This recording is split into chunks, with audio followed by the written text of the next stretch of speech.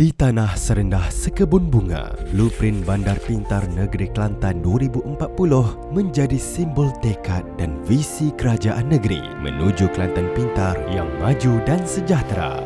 Diterajui oleh Plan Malaysia Kelantan. Bersediakah Kelantan melangkah ke era Bandar Pintar? Kajian awam membuktikan 98% rakyat Kelantan bersedia menyahut perubahan menuju kehidupan yang lebih maju melalui gaya hidup digital. Melalui inisiatif Jendela, lembaran baru terbuka buat Kelantan.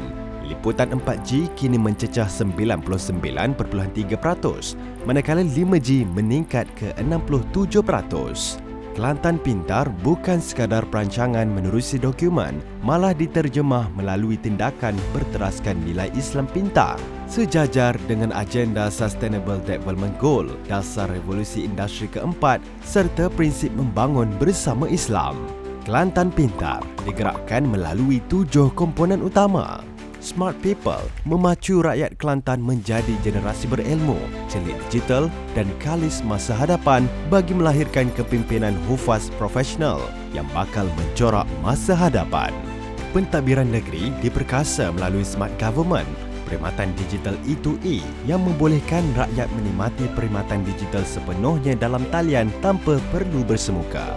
Menerusi Smart Economy, ekosistem digital berteraskan 4IR, IoT, Big Data dan AI dapat memperkukuh ekonomi negeri.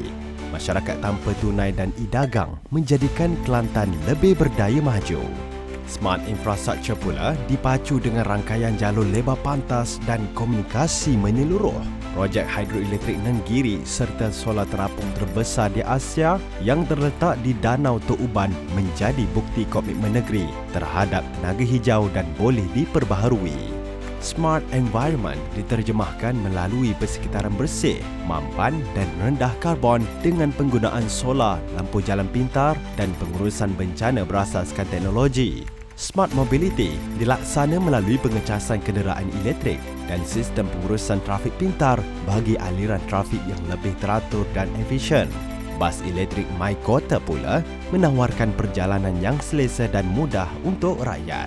Smart Living memperkukuh keselamatan rakyat melalui CCTV pintar, GPS dan butang panik yang disambung terus ke pusat kawalan utama.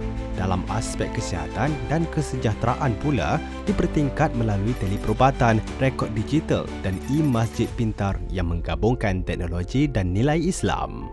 Dengan tabi urus yang cekap, telus dan berintegriti, Kelantan terus melangkah sebagai negeri maju dan sejahtera, berteraskan dasar membangun bersama Islam, warisan gagasan almarhum Tuan Guru Datuk Haji Nik Abdul Aziz bin Nikmat.